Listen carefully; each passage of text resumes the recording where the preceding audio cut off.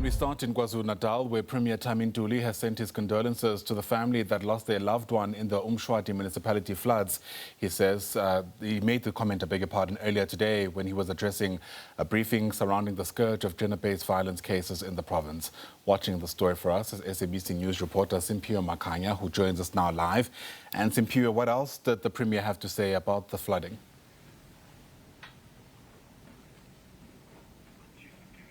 Well, thank you very much, Inanda. Disaster teams continue to be on the ground in the uMshwathi area following, of course, those devastating floods, which have left 3 people missing.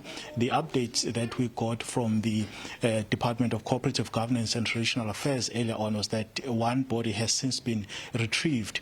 And, of course, I do have with me the Premier of KwaZulu-Natal, that's Mr. Ntuli, who's going to give us a sense of what sort of interventions are they going to be putting in place, Premier, during this very unfortunate time. Thank you so much.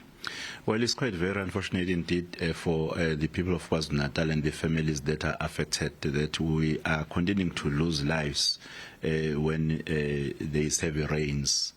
Despite the fact that our call was that when alerts are given, we need to take precautions by making a point that for those who are having their houses along the banks of the river, they relocate during heavy rains.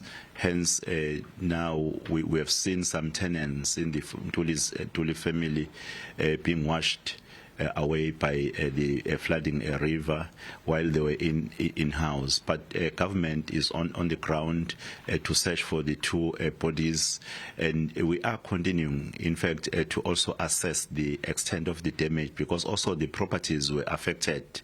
At the same time, ensuring that our teams all over the province of KwaZulu-Natal are ready to intervene when they are actually supposed to actually intervene.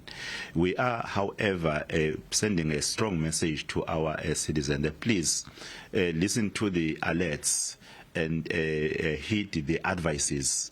When you know that you are in a zone that in fact is hazardous, relocate when you see that the weather is really not good weather. Of course, Premier, it's a usual occurrence in the province of KwaZulu-Natal during this time of the year, in particular, as we continue to experience heavy rainfall. But just your word as government in KwaZulu-Natal with regards to precautionary measures that people can take, preventing, of course, this catastrophe. We've made a call even to the traditional leaders, including Amakhosi, that there is a need of a discussion so that they relocate houses that are built in the flooding lines, so that we save life.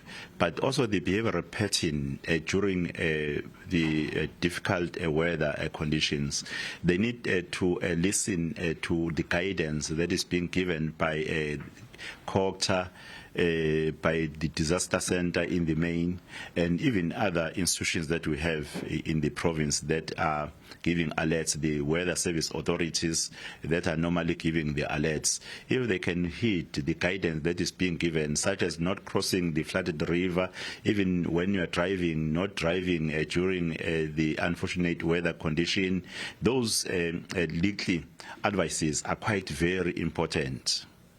Premier, of course, you've just finished a media briefing wherein you were addressing the province, particularly around the scourge of gender-based violence, and also citing some concerning figures that the province of KwaZulu-Natal is recording of late. What, in your view, needs to be done to curb this particular scourge that is perpetually, going on and unabated?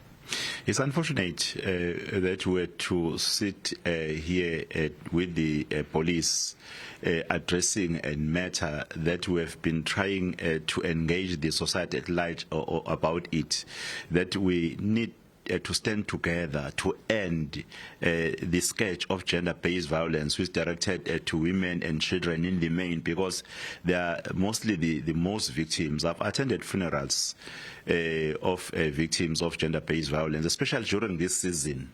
you'll find that when families leave for vacation, they'll leave the elders alone, they'll leave children alone. As a result, they become victims.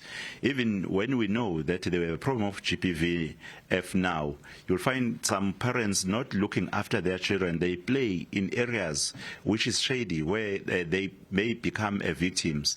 There are some of the messages we are putting across to say let us really stand together as families to address the issue of gender-based violence, and we need to see everyone being involved, the tax industry, the churches, the traditional leaders, and all leaders of the society in their platforms to engage our citizens so that we make the community aware and we find a way of stopping this gender-based violence. At the same time, the dialogue within the men who are the perpetrators is quite very important, so that they will understand that even if there is a problem between yourself and your partner, you cannot resolve that by subjecting your partner to GBV. Rather, you must speak out.